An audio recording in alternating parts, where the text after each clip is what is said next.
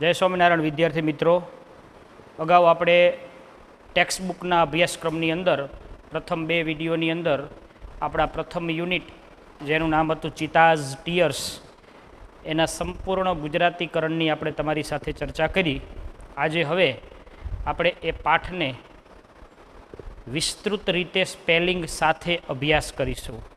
એટલે જે મિત્રો આ વિડીયો જોશે એ અહીંયા હું જે સ્પેલિંગો લખાવું એ સ્પેલિંગો તમારે તમારી પાકી બુકની અંદર એ લખી લેવાના રહેશે.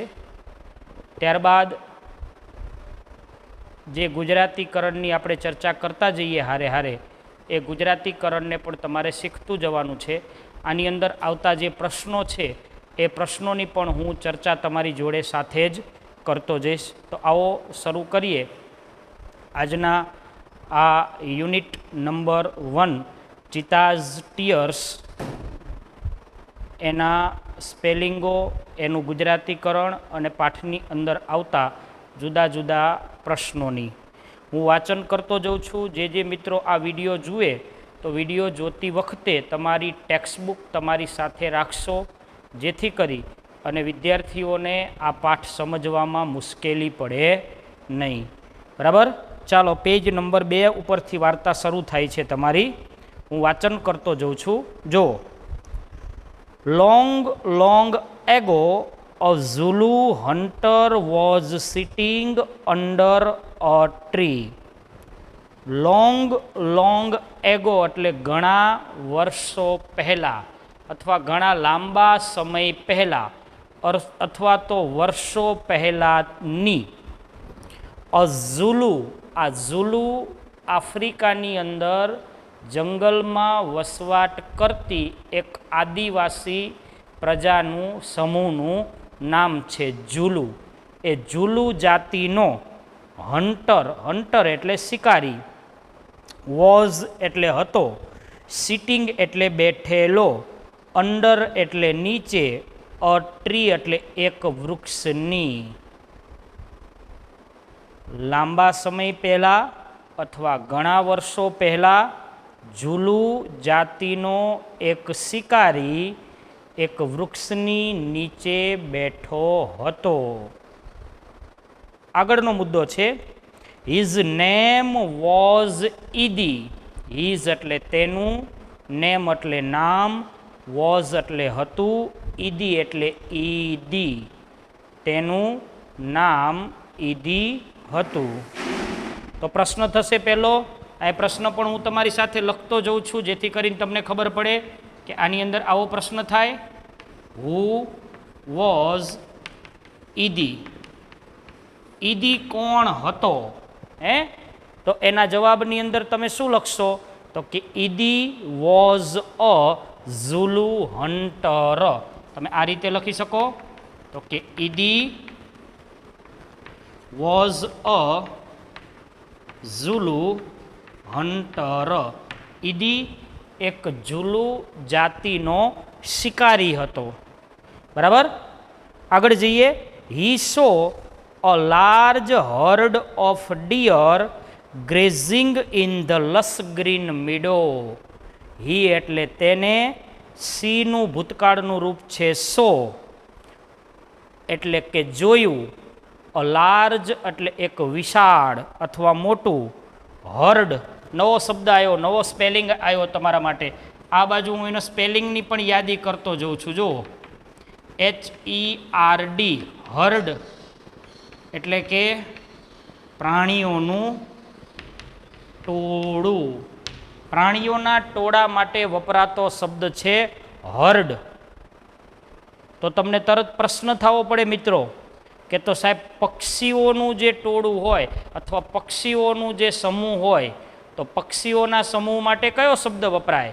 તો કે પક્ષીઓના સમૂહ માટે શબ્દ વપરાય ફ્લોક, FLOCK, ફ્લોક. તો જેને આપણે શું કહીએ? તો કે પક્ષીઓનું ટોળું. તો તરત ને તરત તમારા મગજમાં પ્રશ્ન થાય કે સાહેબ પ્રાણીઓનું ટોળું કીધું, પક્ષીઓનું ટોળું કીધું, તો હવે માણસોના ટોળા માટે કયો શબ્દ વપરાય? તો કે માણસોના ટોળા માટે શબ્દ વપરાય ક્રાઉડ, CROWD, ક્રાઉડ.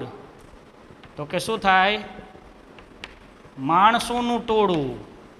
મિત્રો આ શબ્દ સમજ્યા જેવા બધા હું ચર્ચા કરી રહ્યો છું, જોતા જજો. તો ઈદીએ શું જોયું જુઓ. હી સો, હી એટલે તેને, સો એટલે જોયું, અ લાર્જ એટલે એક વિશાળ, હર્ડ એટલે ટોળું, ઓફ ડિયર એટલે હરણોનું, ગ્રેઝિંગ શબ્દ આવ્યો નવો, ગ્રેઝિંગ, GRAZING, GRAZING, તો જેનો ગુજરાતી અર્થ થાય ગ્રેઝિંગ, તો જેનો ગુજરાતી અર્થ થાય ચરતું હતું. ગ્રેઝિંગ ચાલુ ક્રિયા બતાવવામાં આવે છે, ચાલુ વર્તમાન કાળની ક્રિયા બતાવે છે, ING પ્રત્યય છે. જુઓ, હી સો, હી એટલે તેને, સો એટલે જોયું, અ લાર્જ એટલે એક વિશાળ, હર્ડ એટલે ટોળું, ઓફ ડિયર એટલે પ્રાણીઓનું, ગ્રેઝિંગ એટલે ચરતું હતું, ઇન લસ ગ્રીન મીડો, લસ એટલે હરિયાળું, ગ્રીન મીડો એટલે ઘાસનું બીડ અથવા તો મેદાન. નવો શબ્દ આવ્યો મીડો, MEADOW, મીડો, જેને આપણે ગુજરાતીમાં શું કહીએ છીએ? ઘાસનું મેદાન. બરાબર, શું કહીએ છીએ? ઘાસનું મેદાન. તો વળી અહીંયા પ્રશ્ન બીજો થશે. અહીંયા એક બાજુ હું પ્રશ્નોની ચર્ચા કરતો જઉં છું અને એક બાજુ હું એના સ્પેલિંગો લખતો જઉં છું, એટલે બે વસ્તુ એક સાથે થાય. આમ થશે બીજો પ્રશ્ન, વોટ ડીડ ઈદી સી, ઈદીએ શું જોયું? હે, અહીંયા સી કેમ આવ્યું? તો કે ડીડ આવ્યું. તો ડીડની સાથે હંમેશા ક્રિયાપદનું કેવું રૂપ આવે? મૂળ રૂપ આવે. અગાઉ તમે શીખી ગયા છો. તો અહીંયા એના જવાબ દેવો તો શું થશે આપણે? તો આમ થશે, Idi saw a large herd of deer grazing in the lush green meadow. ચાલો બીજો પ્રશ્ન થયો મિત્રો. પહેલો પ્રશ્ન થયો હુ વોઝ ઈદી, તો કે ઈદી વોઝ અ ઝુલુ હન્ટર. એમાં બીજો પ્રશ્ન થયો બીજી પહેલી જ લીટીમાં કે વોટ ડીડ ઈદી સી, ઈદીએ શું જોયું? તો કે ઈદી સો a large herd of deer grazing in the lush green meadow. ઈદીએ હરિયાળા ઘાસના મેદાનમાં ચરતું હરણનું એક મોટું ટોળું જોયું. ચાલો ત્રીજી લીટીમાં હવે પોતે પોતાની જાતે ને જાતે બોલે છે. જો શું કહે છે? હી સેડ ટુ હિમસેલ્ફ, હી એટલે તેને, સેડ એટલે કહ્યું, ટુ હિમસેલ્ફ એટલે પોતાની જાતને. સ્વ ઉક્તિ છે, પોતે ને પોતે બોલે છે ને પોતે સાંભળે છે, જેને તમે ગુજરાતીમાં સ્વ ઉક્તિ કહો છો. પોતે ને પોતે બોલે છે. શું બોલે છે? જુઓ, these deer are really wonderful. These એટલે આ, ડિયર એટલે હરણો, આર એટલે છે, રિયલી એટલે ખરેખર, વન્ડરફુલ એટલે અદ્ભુત. આ હરણો ખરેખર અદ્ભુત છે. ઈદી પોતે ને પોતે પોતાની જાતે ને જાતે બોલે છે કે આ હરણો જે છે એ ખરેખર અદ્ભુત હરણો છે. કારણ પરંતુ આ અદ્ભુત હરણ માટે વળી પાછો પોતે ને પોતે ચિંતા કરે છે. શું કહે છે? But I have to run a lot to catch one of them. But એટલે પરંતુ, પણ શંકા વ્યક્ત કરે છે. જો, બટ એટલે પણ અથવા પરંતુ, આઈ એટલે મારે, હેવ ટુ રન બહારની પરિસ્થિતિએ દબાણ આવે એટલે હેવ ટુ વપરાય. આગળ આપણે ચર્ચા કરી ગયા છીએ. હેવ ટુ એટલે જોઈએ, રન એટલે દોડવું, અ લોટ એટલે ખૂબ જ, ટુ કેચ એટલે પકડવા માટે, વન ઓફ ધેમ એટલે તેમાંથી એકને, પરંતુ તેમાંથી એકને પકડવા માટે. ઈદી કે આ હરણો ખરેખર સુંદર છે, અદ્ભુત છે, મસ્ત મજાના છે, પણ એ હરણોમાંથી એક હરણને જો મારે પકડવું હશે અથવા મારે એનો શિકાર કરવો હશે તો મારે ખૂબ જ દોડવું પડશે, મારે ખૂબ જ એના માટે પરિશ્રમ કરવો જોશે. આવું મનોમન એ વિચારે છે. અને પછી પાછો શું વિચારે છે જો, can't there be an easy way to get one. Can't એટલે ન હોઈ શકે, નકારાત્મક વાક્ય છે જો. કાન્ટ એટલે ન હોઈ શકે, ધેર એટલે ત્યાં, બી એન ઇઝી વે એટલે કોઈ સરળ રસ્તો, ટુ ગેટ વન એટલે એમાંથી એક હરણને મેળવવા માટેનો. શું કોઈ એવો સરળ રસ્તો ન હોઈ શકે? શું કોઈ એવી સરળ પદ્ધતિ, યુક્તિ, પ્રવૃત્તિ એવી ન હોઈ શકે કે જેથી કરી અને એ ચરતા હરણના ટોળામાંથી એક હરણ મને આપોઆપ મળી જાય?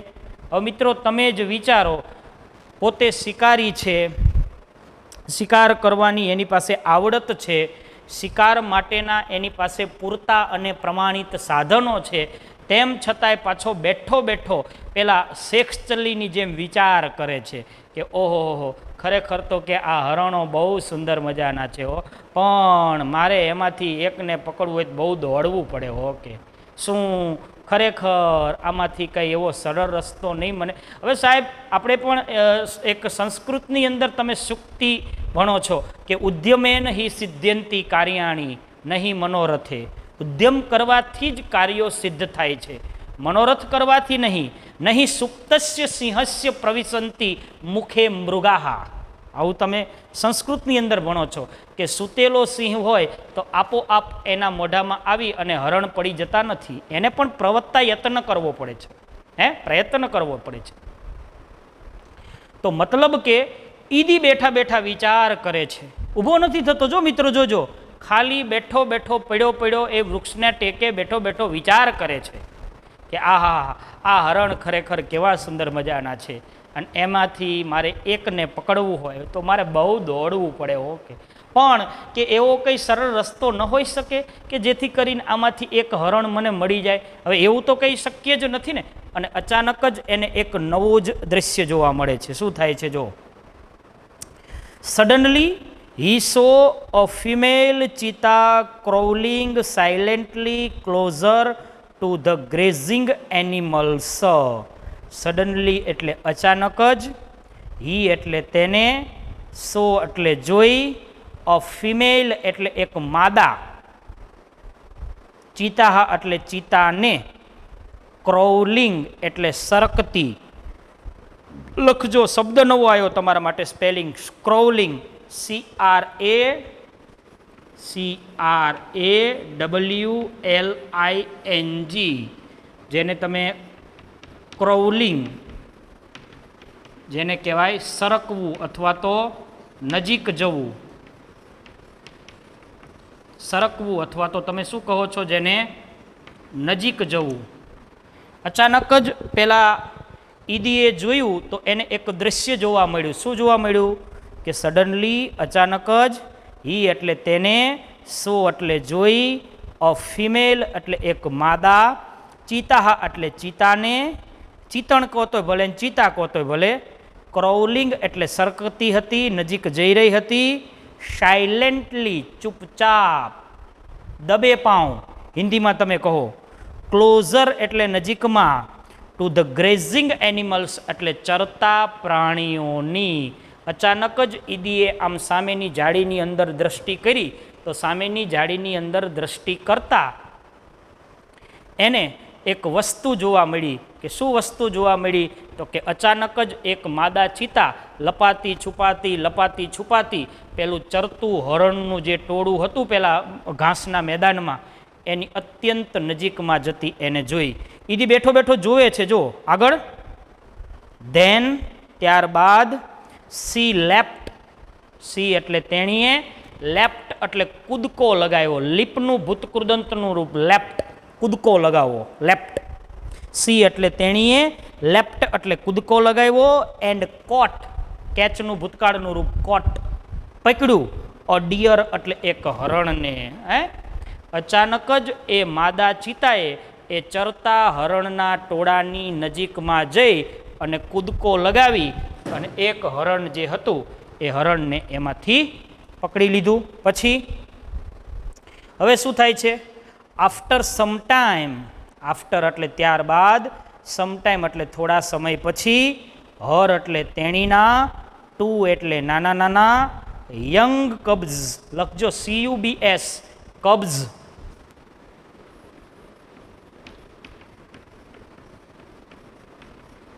બચ્ચાઓ, કબ્ઝ એટલે બચ્ચાઓ.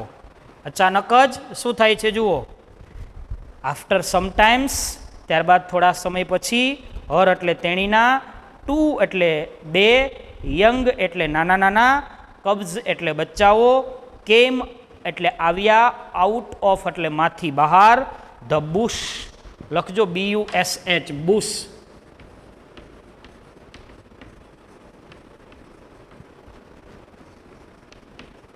ઝાડી. જો જારી નથી કહેતો હું, ઝાડી, વૃક્ષો અને એની ઉપર વેલાઓ અને ફૂલને આ બધું વનલતાઓ અને એકબીજાની સાથે એવું અંદરો અંદર ઘૂસી ગયું હોય કે સામે અંદર પાછળ ઊભેલો કોઈ વ્યક્તિ દેખાઈ શકે એવી પરિસ્થિતિ ન હોય, એને કહેવાય બુશ. બુશ એટલે ગાઢ ઝાડી.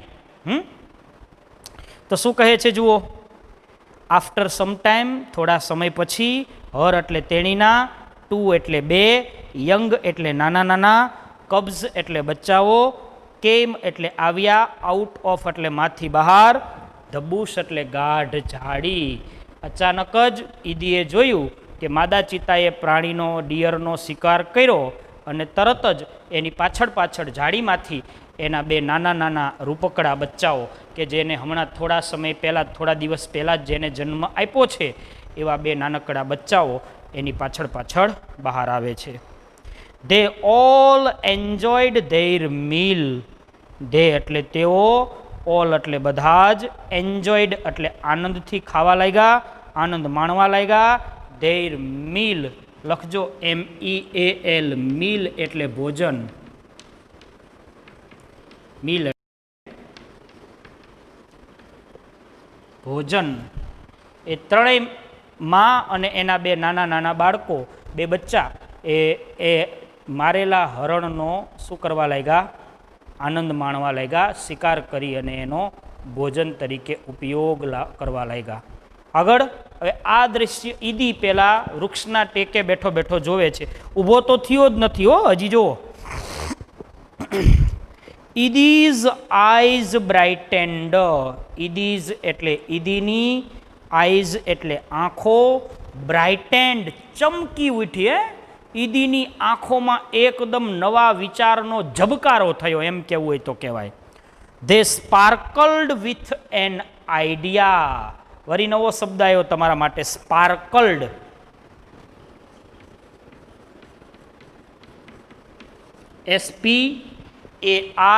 SPARKLED, સ્પાર્કલ્ડ.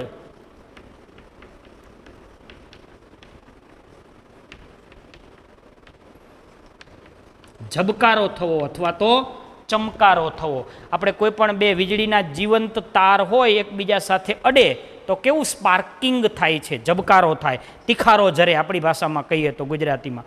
તો અચાનક જ એ ઈદીએ માદાના બચ્ચાને શિકાર કરતા પોતાનું ભોજન ખાતા જોયા અને એના ડર્ટી માઇન્ડની અંદર, જો હું શબ્દ વાપરું ડર્ટી માઇન્ડ, એના ડર્ટી માઇન્ડની અંદર, એના ગંદા દિમાગની અંદર એક વિચાર આવે છે. અને શું થાય છે જો, હી ઇન્વાઇડ ધ કબ્ઝ. હી એટલે તેને, ઇન્વાઇડ યાદ રાખજો, આ બધા શબ્દો મિત્રો સમજ્યા જેવા છે હો.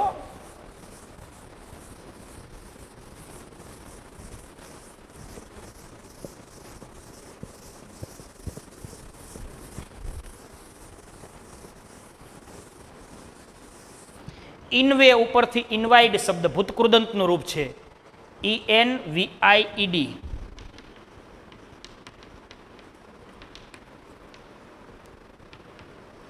ઇન્વાઇડ જેનું ગુજરાતી થાય ઈર્ષા થવી. ઈદીને પેલા ચિત્તાના બચ્ચાની ઈર્ષા. હવે બિચારા નાના છે, હજી તો 2-3 દિવસ પહેલાં જેનો જન્મ થયો, એને એનું શું બગાડ્યું છે તેને ઈર્ષા આવે. પણ આ એક માનવ સ્વભાવની લાક્ષણિકતા બતાવી છે અહીંયા. જો હી એટલે તેને, ઇન્વાઇડ એટલે ઈર્ષા થાય છે, ધ કબ્ઝ એટલે બચ્ચાની, તેને શું થાય છે, બચ્ચાની ઈર્ષા થાય છે. અને વળી પાછો પોતે ને પોતે બોલે છે. શું બોલે? જો મનમાં ને મનમાં. Can I be lucky as this beautiful cubs. Can એટલે શકું, આઈ એટલે હું, બી એટલે બની, લકી એટલે નસીબદાર, એઝ એટલે ની જેમ, ધીઝ એટલે આ, બ્યુટીફુલ કબ્સ એટલે સુંદર મજાના બચ્ચાની જેમ. શું હું આ સુંદર મજાના બચ્ચાની જેમ નસીબદાર હોઈ શકું? કેવી રીતે? તો એ સુંદર મજાના બચ્ચાને નસીબદાર કઈ રીતે સમજે છે? કેવી રીતે સમજે છે? જો they got their food without any effort. They એટલે તેઓ, ગેટનું ભૂતકાળનું રૂપ છે ગોટ, મેળવે છે. ધેર એટલે તેઓનો, ફૂડ એટલે ખોરાક, વિધાઉટ એટલે વગર, એની એટલે કોઈ પણ, એફર્ટ એટલે પ્રયત્ન. લખજો એફર્ટ, EFFORT, એફર્ટ. પ્રવત્તા યત્ન, પ્રયત્ન. શું કહે છે ઈદી? જો can I be lucky as their beautiful cubs. શું હું આ બચ્ચાની જેમ નસીબદાર હોઈ શકું અથવા નસીબદાર બની શકું? કેવી રીતે? તો કે they got their food without any effort. They એટલે તેઓને, ગોટ એટલે મળી જાય છે, ધેર એટલે તેઓનો, ફૂડ એટલે ખોરાક, વિધાઉટ એટલે વગર, એની એટલે કોઈ પણ પ્રકારના, એફર્ટ એટલે પ્રયત્ન વગર. જો એ નસીબદાર શા માટે માને છે ઈદી પેલા બચ્ચાઓને? કે આ જે બચ્ચાઓ છે એ બચ્ચાઓને એમનો જે ખોરાક છે એ ખોરાક કોઈ પણ પ્રકારના પ્રયત્ન કર્યા વગર મળી જાય છે. એટલે ઈદીની દ્રષ્ટિએ એ લોકો કેવા છે? નસીબદાર છે, લકી છે. હવે સાહેબ તમે પણ સમજી શકો એ વાત છે કે 2-3 દિવસ પહેલાં જ હજી જેનો જન્મ થયો છે એવા બચ્ચા પોતાની રીતે થોડા ખોરાક મેળવી શકે? તો એને તો માતાના ઉપર જ ડિપેન્ડેબલ રહેવું પડે ને. હવે સમજી શકાય એ વાત છે. પણ તેમ છતાં ઈદીને એમ લાગે છે કે ખરેખર આ બચ્ચાઓ બહુ નસીબદાર છે. હો આગળ વળી પાછો શું કહે છે? જો can I have a hunter like their mother, he thought. He એટલે તે, થોટ એટલે વિચારે છે, કેન એટલે હોઈ શકે, આઈ એટલે મારે, હેવ એટલે મારી પાસે, અ હન્ટર લાઈક મધર એના માતા જેવી મારી પણ શિકારી માતા. વિચારો, જે ઉંમરે એને એની ઘરડી માતાને ખવડાવવું પડે એના બદલે ઈ રહ્યો ઈ કેવો વિચાર કરે છે? જો મૂર્ખ, હે કેવા વિચાર કરે છે કે શું ખરેખર મારે પણ મારી માતા આવી હોત તો? કે મને એમ કે ઈદી બેટા તું હુઈ રે બેઠો બેઠો, હું તારા માટે ઘરડી માતા જઈને ઈદી તારા માટે શિકાર કરી આવું. આવું વિચાર કરે છે. બોલો વિચારો, હવે આનાથી વધારે આળસુ કોણ હોઈ શકે? કેવા વિચારના અંતે એ કરે છે તમે જુઓ આગળ. He decided to catch a young cub and tried it to hunt for him. He એટલે તે, ડિસાઇડેડ એટલે નક્કી કરે છે, ટુ કેચ એટલે પકડવાનું, અ યંગ એટલે એક નાના, કબ એટલે બચ્ચાને, એન્ડ ટ્રેન એટલે તાલીમ આપવાનું, ઇટ એટલે તેને, ટુ હન્ટ એટલે શિકાર કરવાની, ફોર હિમ એટલે તેના માટે. હે તે એક નિર્ણય કરે છે, ડિસાઇડેડ કરે છે. શું? કે આ જે બચ્ચા છે એ 2 બચ્ચામાંથી હું એક બચ્ચાને પકડી લઈશ અને એને તાલીમ આપીશ. તો વળી પ્રશ્ન થશે અહીંયા નવો, આવો પ્રશ્ન થશે. What did Idi decide? Idi શું ડિસાઇડ કરે છે? તો જવાબમાં આપણે શું લખવું પડશે? ઈદી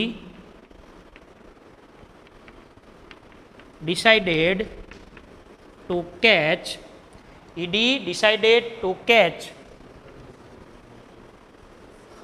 a young cub and train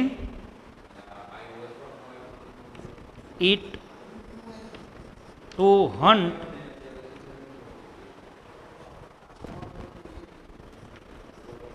for him.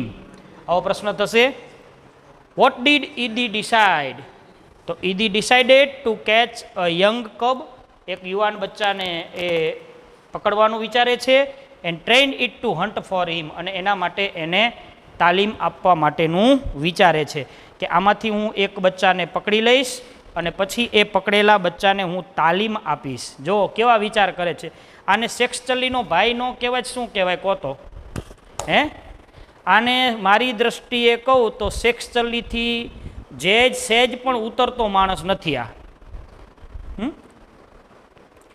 પોતે હરણને મારવાની હિંમત નથી, હરણને મારવા માટે ઊભો નથી થતો અને ચિત્તાના બચ્ચાને તાલીમ આપીને શિકાર કરવા માટેની તાલીમ આપવાની વાત કરે છે. હવે આનાથી વધારે મૂર્ખ વ્યક્તિ ગોતવા જવું હોય તો જડે ખરો? હે, વિચારો.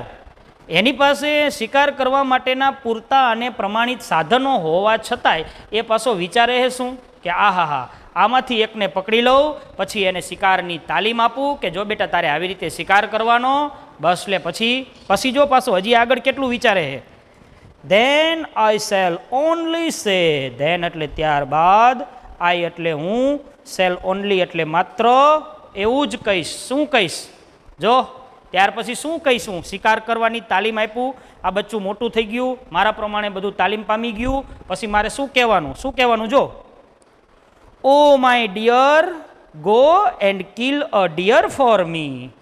ઓ માય ડિયર, અરે મારા વાલા બચ્ચા, ગો એટલે જા, એન્ડ કિલ એટલે મારી આવ, અ ડિયર એટલે એક હરણ, ફોર મી એટલે મારા માટે. જો મનમાં બેઠો બેઠો ઓલા વૃક્ષના ટેકે બેઠો બેઠો હાથમાં ભાલો રાખીને બેઠો બેઠો વિચાર કરે છેલ્લી અડધી પોણી કલાકથી, હો, કે આને હું પકડી લઈશ, પછી એને હું તાલીમ આપીશ. હા, એ તાલીમ આપ્યા પછી બસ પછી તો હું એને હુકમ આપીશ, અરે મારા વાલા જા અને મારા માટે એક હરણ મારી આવ. એટલે એ જશે અને તાલીમ પામેલું એ મારું બચ્ચું એ હરણને મારીને આવશે. પછી વળી પાછો શું કહે? જો પોતે ને પોતે, હો, જોજો સમજા જેવા મુદ્દા કહે છે. Aha, my life will be very comfortable then. Ah એટલે અરે, માય એટલે મારું, લાઈફ એટલે જીવન, વિલ બી એટલે બની જશે, વેરી એટલે ખૂબ જ, કમ્ફર્ટેબલ લખજો સ્પેલિંગ COMFORTABLE, કમ્ફર્ટેબલ.